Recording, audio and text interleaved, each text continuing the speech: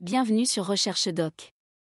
Aujourd'hui, nous allons explorer un sujet essentiel pour tout entrepreneur, gestionnaire de projet ou investisseur, qui est l'analyse et l'évaluation de projets. Que vous cherchiez à développer votre entreprise, à investir dans de nouveaux projets ou à améliorer vos compétences en gestion de projet, cette vidéo est faite pour vous. Tout d'abord, définissons ce que sont l'analyse et l'évaluation de projets. Il s'agit d'un processus systématique visant à évaluer la viabilité, la rentabilité et les risques associés à un projet particulier. Cela permet de prendre des décisions éclairées sur la poursuite ou non d'un projet. L'analyse et l'évaluation de projets sont importantes pour plusieurs raisons. Elles permettent de maximiser les ressources, d'optimiser la rentabilité et de minimiser les risques. De plus, elles aident à aligner les objectifs du projet avec les objectifs globaux de l'entreprise.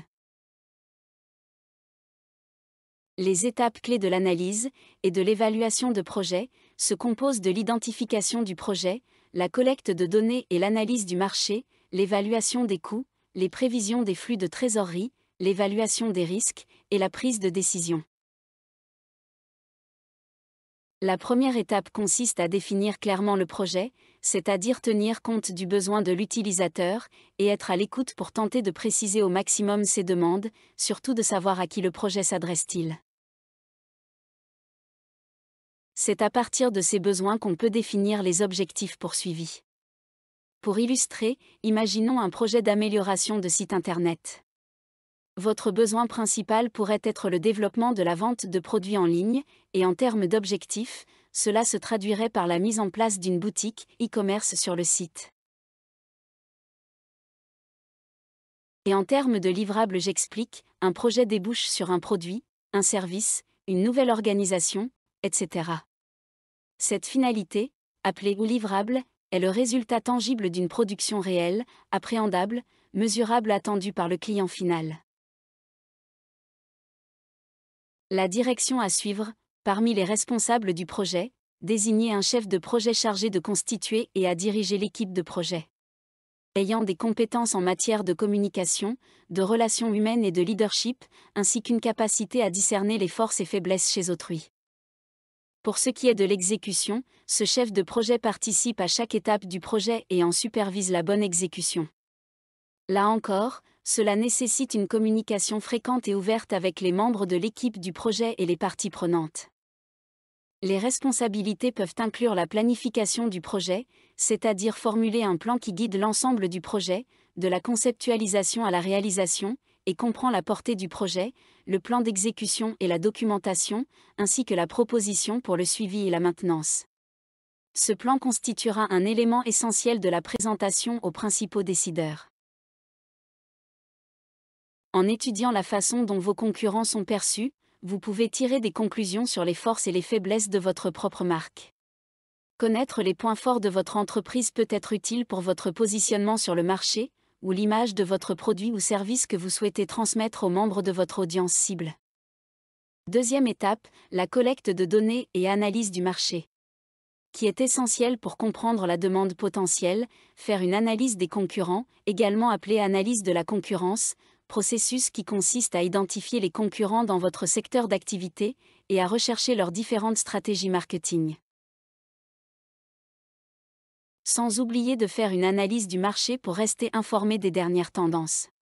En surveillant de près les évolutions du secteur, les entreprises peuvent adapter de manière proactive leur stratégie pour tirer parti des opportunités émergentes.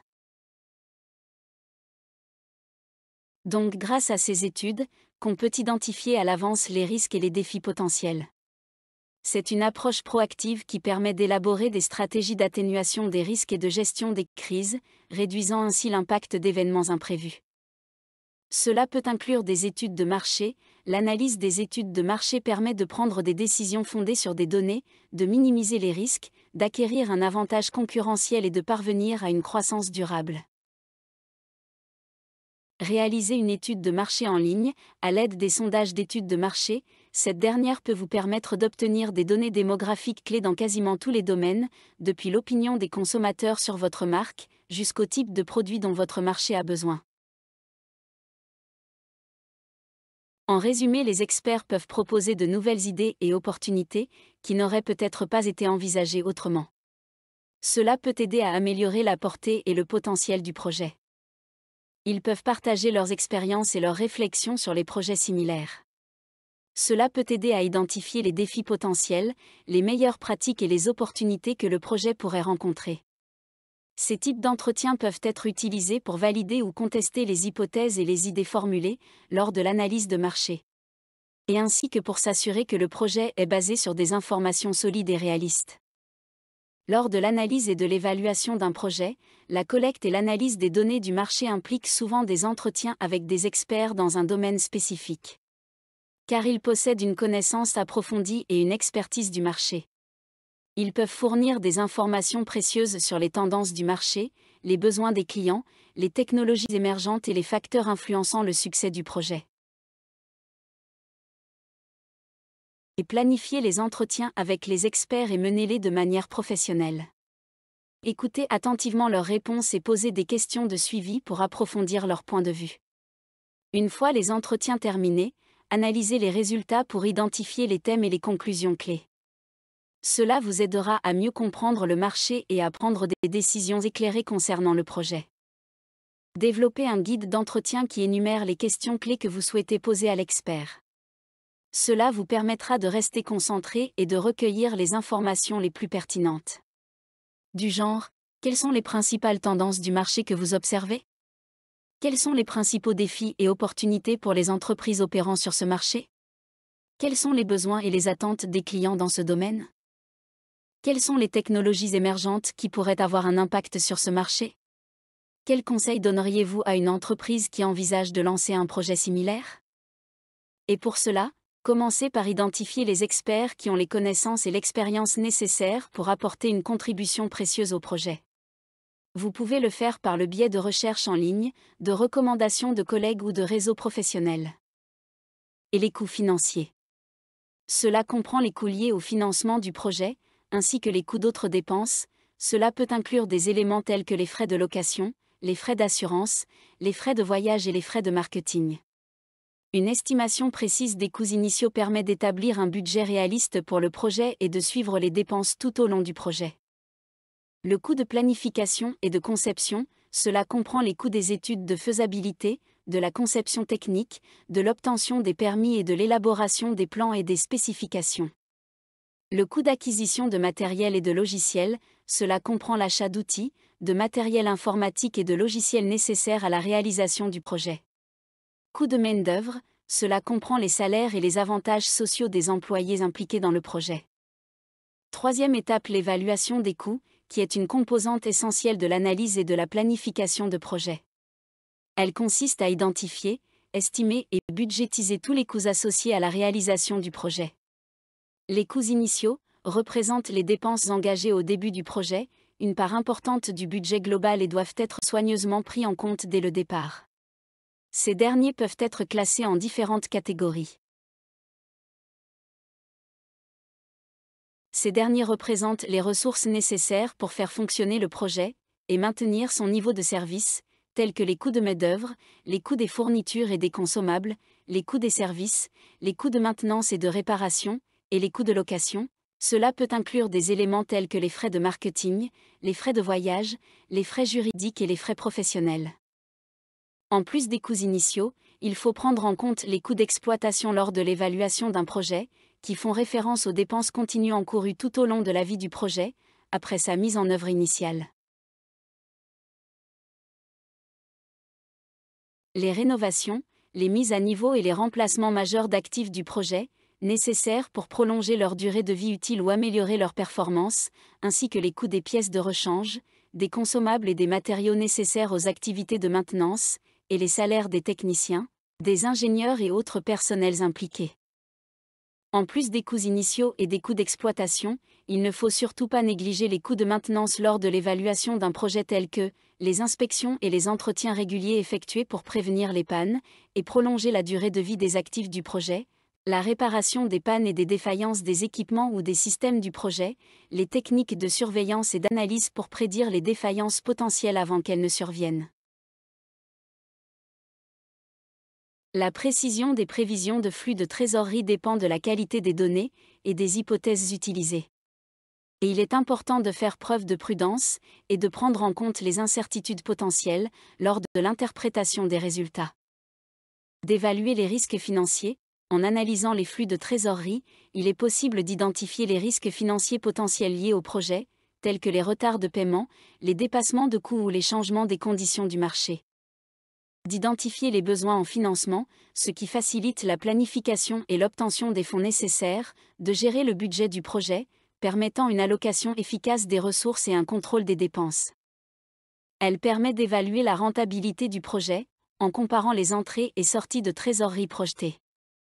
Il est possible de déterminer si le projet est susceptible d'être rentable et de générer un rendement positif sur l'investissement. Quatrième étape, l'analyse financière d'un projet implique une évaluation détaillée de sa viabilité financière, qui est la prévision des flux de trésorerie. Cela consiste à estimer les entrées et sorties d'argent attendues du projet sur une période donnée, généralement sa durée de vie. Le ROI est une mesure simple et intuitive de la rentabilité, mais il présente certaines limites. Il ne prend pas en compte la durée de l'investissement, ni le profil temporel des flux de trésorerie. Cependant, il est important de considérer ces limites et de l'utiliser en conjonction avec d'autres mesures d'analyse, telles que la valeur actuelle nette et le taux interne de rentabilité, pour prendre des décisions d'investissement éclairées. Et pour ce qui est de son interprétation, un ROI positif indique que le projet génère un rendement supérieur au coût initial de l'investissement, tandis qu'un ROI négatif indique une perte. Un ROI plus élevé est généralement considéré comme plus favorable, car il signifie que le projet génère un rendement plus important pour chaque euro investi. J'essaierai de traiter spécialement le ROI prochainement. Le coût initial d'investissement, il s'agit de la somme de toutes les dépenses initiales engagées pour lancer le projet, tels que les coûts de conception, de construction, d'acquisition d'équipements et de financement. Il est calculé à l'aide de la formule illustrée. La valeur actuelle des flux de trésorerie futurs, il s'agit ici de la somme de la valeur actuelle de chaque flux de trésorerie individuel projeté, sur la durée de vie du projet. Cette somme est calculée, en actualisant chaque flux de trésorerie futur, à sa valeur actuelle, en utilisant un taux d'actualisation approprié. La prévision des flux de trésorerie discrétisés d'un projet permet de calculer son retour sur investissement par abréviation ROI. Juste un petit rappel, le ROI est une mesure de la rentabilité d'un investissement qui indique le pourcentage de rendement généré par rapport au coût initial de l'investissement.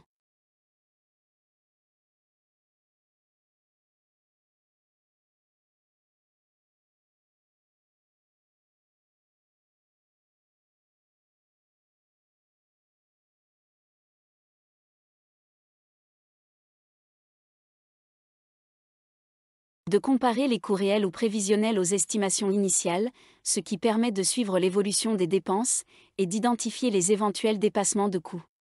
D'identifier des domaines où des économies peuvent être réalisées, ce qui peut améliorer la rentabilité globale du projet. Pour une analyse plus complète, il faudrait considérer plusieurs aspects clés qui contribuent à la rentabilité globale d'un projet. Tels que l'analyse des coûts, décomposer les coûts totaux en différentes catégories, tels que les coûts initiaux, les coûts d'exploitation et les coûts de maintenance. Cela permet d'identifier les principaux moteurs de coûts et de les analyser en détail. Le ROI est une mesure simple et intuitive de la rentabilité, mais il présente certaines limites.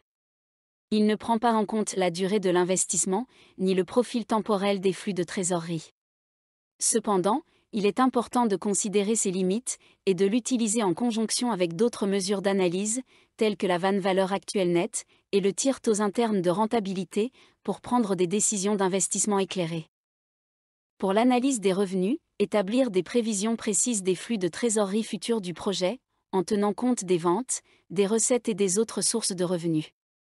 Analyser l'impact potentiel des changements des hypothèses de vente ou de prix sur les revenus du projet. Explorer des stratégies pour augmenter les revenus du projet, telles que l'expansion du marché, le développement de nouveaux produits ou l'amélioration des techniques de marketing.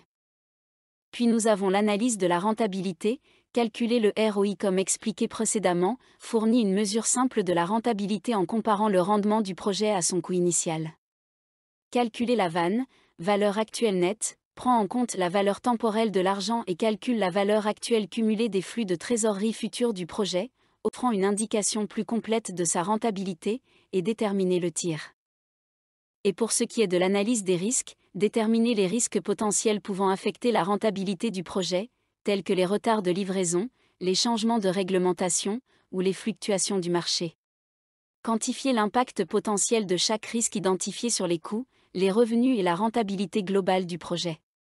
Et mettre en place des plans et des stratégies pour atténuer les risques identifiés et minimiser leur impact négatif sur le projet. Puis on a l'analyse du calendrier, définir un calendrier clair pour l'exécution du projet, en tenant compte des différentes phases, des jalons et des dépendances entre les tâches. Surveiller de près l'avancement du projet par rapport au calendrier établi, et identifier les éventuels retards ou dérapages. Développer des plans d'action, pour gérer les changements de calendrier inévitables, et minimiser leur impact sur les coûts et la rentabilité du projet.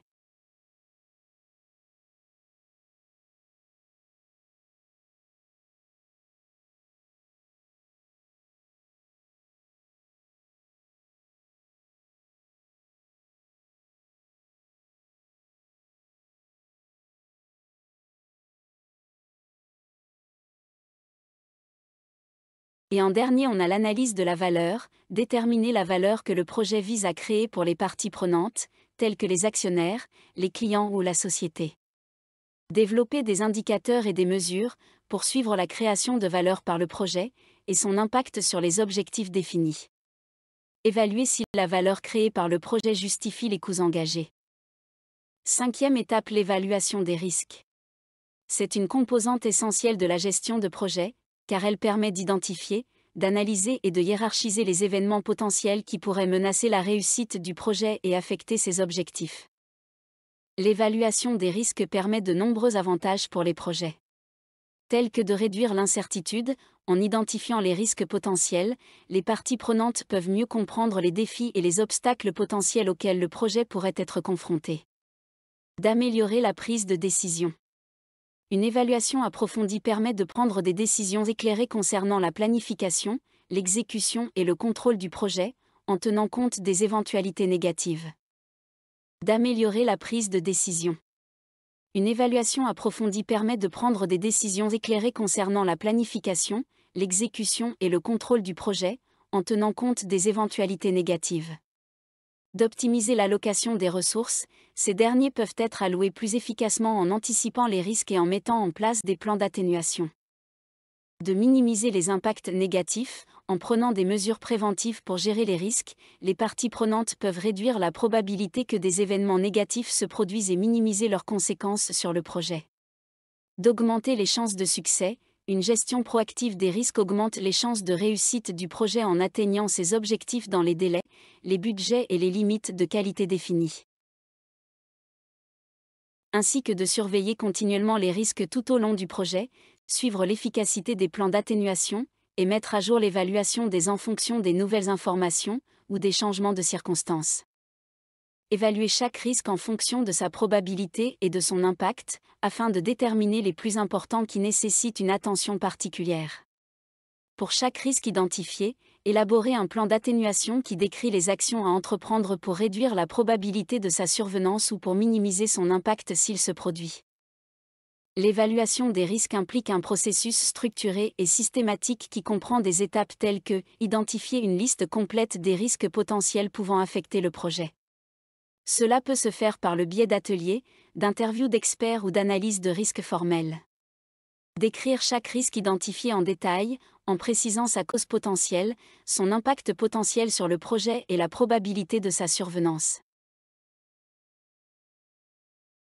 Plusieurs outils et méthodes peuvent être utilisés pour l'évaluation des risques, notamment l'analyse d'impact et d'effort, AMDEC, méthode structurée pour identifier les modes de défaillance potentiels, leurs causes et leurs effets, et pour évaluer leur criticité et leur probabilité d'occurrence. L'analyse des arbres de défaillance, représenter graphiquement les liens de cause à effet entre les défaillances potentielles et l'événement redouté, permettant d'identifier les événements critiques et les scénarios de défaillance.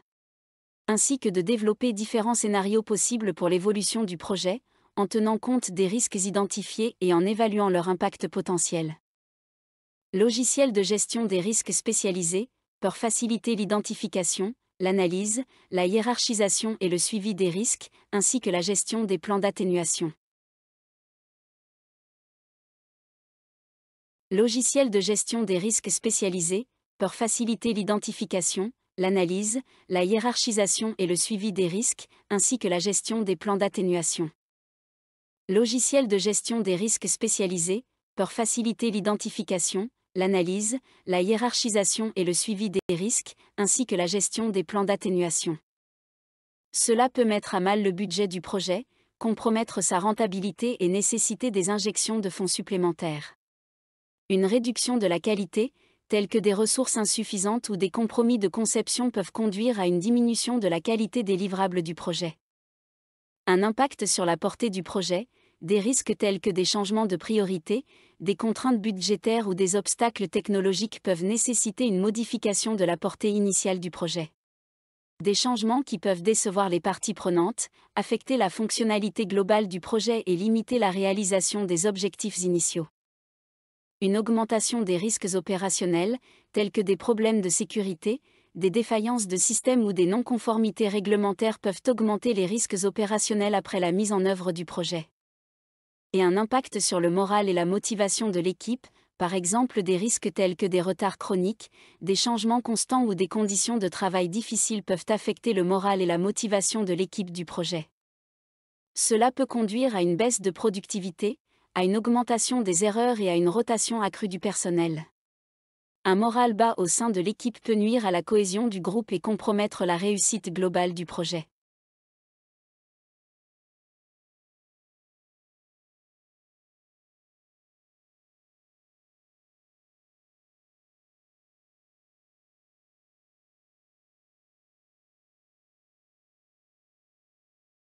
Avant de se concentrer sur les mesures d'atténuation, il est important de se remémorer les impacts négatifs potentiels que les risques identifiés peuvent avoir sur le projet, que nous venons de citer tels que les délais et retards, les dépassements de coûts, la réduction de la qualité, l'impact sur la portée du projet, l'augmentation des risques opérationnels et l'impact sur le moral et la motivation de l'équipe.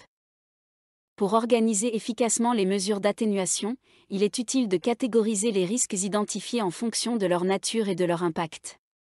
Cela peut aider à développer des stratégies d'atténuation adaptées à chaque type de risque. Par exemple, les risques techniques, liés à la complexité technologique, à l'innovation ou à l'incertitude quant à la faisabilité de certaines solutions. Les risques de gestion, liés à la planification, à l'organisation ou à la communication.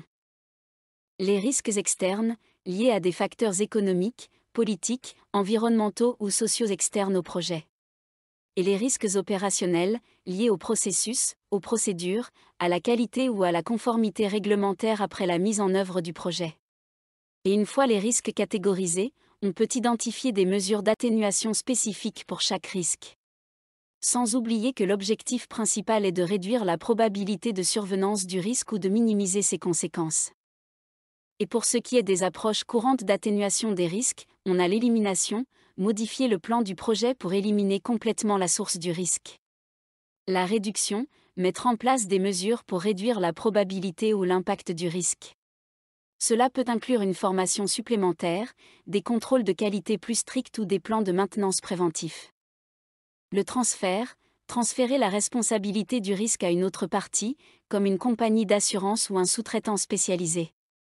Le partage, partager le risque avec d'autres parties prenantes, comme des partenaires ou des investisseurs. Et l'acceptation, c'est-à-dire accepter le risque et prévoir des plans de contingence pour gérer ses conséquences s'il se produit. Sixième étape, la prise de décision. Sur la base des données recueillies et des analyses effectuées, une décision est prise pour continuer. En fin de compte, dans un projet, cette dernière implique l'utilisation des données recueillies, des analyses effectuées et de l'évaluation des risques pour déterminer la meilleure voie à suivre. Il y a certains facteurs à prendre en compte tels que les données probantes et analyses collectées tout au long du projet, analysées à l'aide de techniques statistiques et de visualisation. L'identification, l'analyse et la hiérarchisation des risques potentiels permettent de comprendre les impacts potentiels des différentes options et de prendre des décisions en connaissance de cause. La décision doit être alignée sur les objectifs globaux du projet et contribuer à leur réalisation. Il est important de tenir compte des ressources disponibles, telles que le budget, le temps et le personnel, lors de l'évaluation des options. Intégrer le jugement et l'expertise des personnes impliquées dans le projet pour éclairer la décision finale.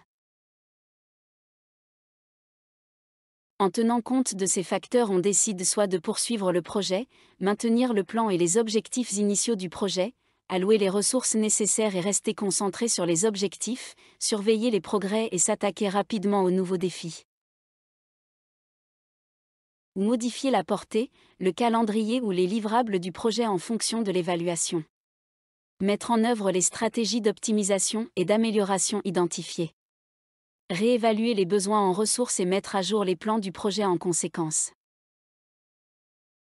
Ou carrément cesser toute activité et l'allocation des ressources au projet.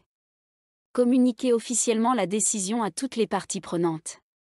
N'oubliez pas que abandonner un projet n'est pas nécessairement un échec.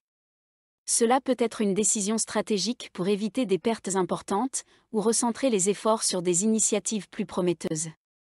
Il faut surtout apprendre de l'expérience et appliquer les connaissances acquises aux décisions futures. Prendre la décision de continuer, d'ajuster ou d'abandonner un projet exige une analyse rigoureuse, un jugement éclairé et une communication efficace. En suivant une approche structurée, en considérant les diverses perspectives et en privilégiant la valeur à long terme, les responsables du projet peuvent prendre des décisions judicieuses qui s'alignent sur les objectifs de l'organisation et minimisent les conséquences négatives. Premier exemple d'identification de projet, on va étudier le lancement d'une application mobile de coaching personnalisée pour la perte de poids. On commence par définir clairement les objectifs du projet afin d'attirer de nouveaux clients et d'augmenter les revenus de l'entreprise.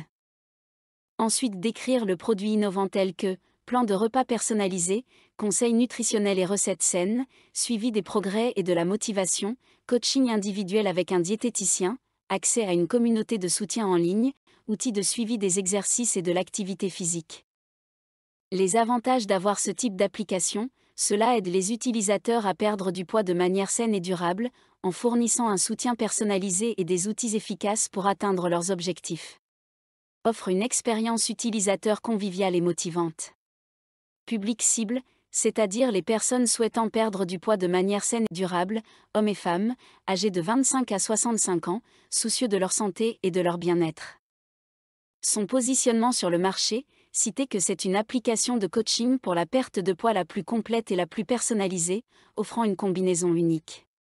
Évaluer la faisabilité du projet, les ressources disponibles, l'entreprise dispose d'une équipe de diététiciens et de nutritionnistes expérimentés, ainsi que de développeurs d'applications mobiles qualifiés.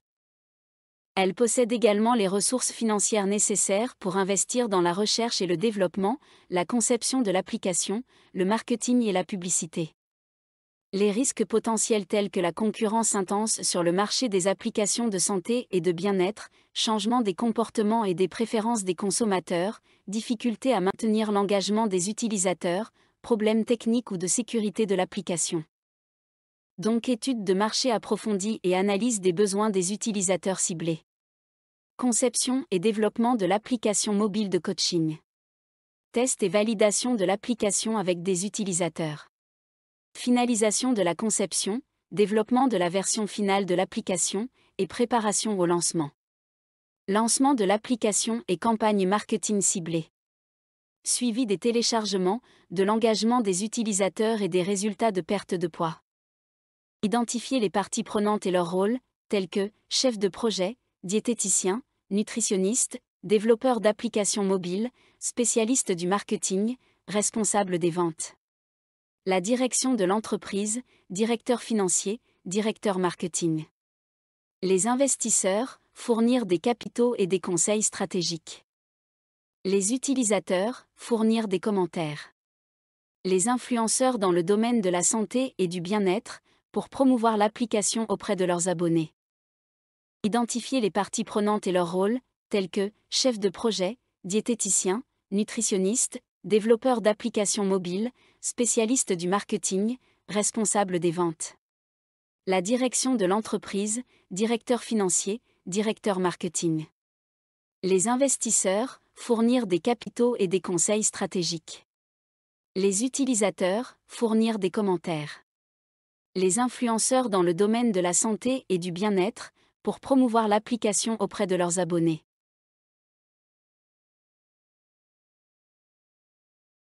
Prendre en considération les points de frustration et défis rencontrés par les personnes qui essaient de perdre du poids, ainsi que les caractéristiques et fonctionnalités recherchées dans une application de coaching pour la perte de poids. Deuxième exemple de collecte de données et d'analyse de marché du lancement d'une application de coaching pour la perte de poids. On commence par la recherche sur les besoins des consommateurs. Parmi les méthodes de collecte de données, on a les enquêtes en ligne et questionnaires, les groupes de discussion, les interviews individuelles, l'analyse des avis des clients et des réseaux sociaux. Le prix que les gens seraient prêts à payer pour une telle application, les canaux marketing préférés pour découvrir de nouveaux produits. L'estimation de la taille du marché, grâce aux sources de données telles que les rapports d'études de marché, l'analyse de l'industrie et les publications commerciales, etc. Les indicateurs clés de la taille du marché tels que nombre de personnes cherchant à perdre du poids, les dépenses annuelles en produits et services de perte de poids, ainsi que le taux de croissance du marché. L'analyse des tendances du secteur, l'identification des tendances émergentes, telles que l'augmentation de la demande de solutions personnalisées, l'intérêt croissant pour les applications de santé et de bien-être mobile. L'évaluation de l'impact des tendances sur le produit, comment le produit peut s'adapter aux tendances émergentes, les opportunités et défis créés par les tendances. L'analyse de la concurrence, identification des principaux concurrents, exemple application de coaching pour la perte de poids existante, les programmes de perte de poids traditionnels, les sites web et blogs sur la santé et le bien-être. L'évaluation des offres des concurrents, telles que les fonctionnalités et avantages de chaque concurrent, points forts et points faibles de chaque concurrent, ainsi que la part de marché de chaque concurrent, le positionnement du nouveau produit par rapport à la concurrence, sa différenciation et avantages uniques offerts. Bien que la concurrence soit présente, il existe une place pour un nouveau produit qui se différencie par ses fonctionnalités innovantes et son approche personnalisée. En se basant sur cette analyse de marché approfondie, l'entreprise peut prendre une décision éclairée quant à la poursuite du développement et du lancement du nouveau produit.